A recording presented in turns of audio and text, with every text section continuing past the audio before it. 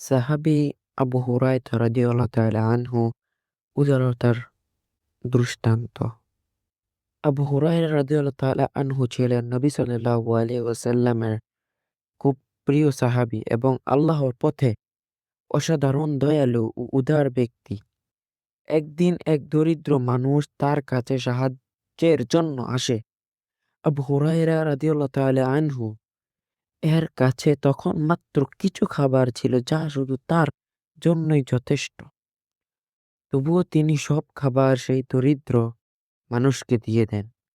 রাতে তিনি চিন্তিত হলেন, এখন তার খাওয়ার কি হবে?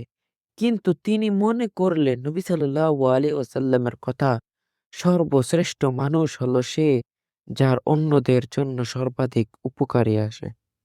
পরের দিন দেখলেন আল্লাহ তাকে আগের চেয়ে আরো বেশি খাবার দিয়ে আশীর্বাদ করেছেন। আল্লাহর প্রতি বিশ্বাস এবং মানুষের উপকারে উদারতার কারণে তিনি সকলের প্রিয় ও আল্লাহর কাছে বরকতময় হয়েছিলেন। আজকের শিক্ষা: ছোট থেকে দয়া ও উদারতা দেখান। সামান্য কিছু দান করলেও আল্লাহ তা বড় আশীর্বাদে পরিণত